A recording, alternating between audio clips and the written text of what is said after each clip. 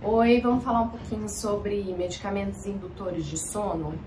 Garanto que todo mundo que sofre de insônia já teve algum contato, né, ou pelo menos já ouviu falar dessas medicações. Então, no mercado a gente já tem uma medicação muito antiga, né, que é o Rivotril, os benzodiazepínicos em geral. Então, Frontal, Alprazolam, a gente tem até aqueles memes, né, de saúde mental, falando de manhã toma um, à noite toma outro. E os indutores de sono, eles têm um papel na medicina, principalmente quando a gente quer evitar outras descompensações clínicas, né, especialmente psiquiátricas, e também para estabilizar melhor o sono por um momento.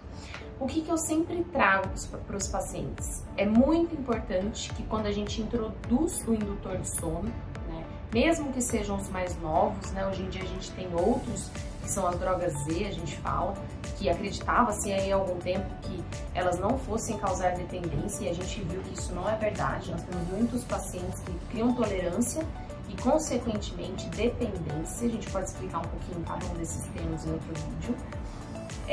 E leva à necessidade de cada vez mais doses para o efeito desejado. Então, quando a gente introduz, é muito importante que a gente tenha data pré-determinada para retirar essas medicações.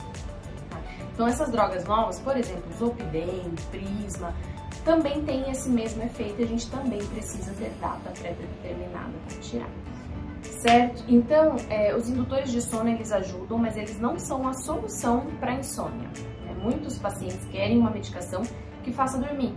E, infelizmente, ou felizmente, o nosso organismo não funciona assim. A gente precisa ter todo um cronograma biológico, né? A gente tem o que a gente chama de ciclo sono e vigília, que é justamente essa compensação, esse ciclo entre período de vigília, ou seja, acordado, e períodos de sono, né? O sono, ele também é importante para diversas funções, então esse ciclo, ele é essencial na vida. Então, para a gente ter esse ciclo bem regulado, nós temos alguns reguladores, sejam eles físicos, sejam eles de neurotransmissores endógenos, que a gente precisa regular através de hábitos, né? Na vida, muito do que a gente produz no organismo de forma endógena, né, de dentro para fora, e não de uma medicação que a gente coloca para dentro ou alguma coisa que a gente ingere, nós temos uma produção dessas substâncias que promovem, né, o sono depois no período noturno. Então, tanto a atividade física quanto alguns outros comportamentos, por exemplo, até de temperatura corpórea, porque quando a gente dorme, a temperatura ela tende a cair. Isso já é um dos mecanismos que o corpo tem para induzir o sono. Então, o ideal é que a gente não tome, por exemplo, banho quente à noite, né? Alimentos ricos em carboidratos, o ideal é que a gente não coma esses alimentos logo antes de dormir, porque a gente aumenta ali o metabolismo para poder metabolizar esses alimentos ricos em carboidratos. E aí a gente tem uma dificuldade na indução do sono, tá? Muitas vezes a gente pode até evoluir, alguns pacientes são mais sensíveis, com sonambulismo, com problemas, outras parassonias, com sono mais agitado, com pesadelos.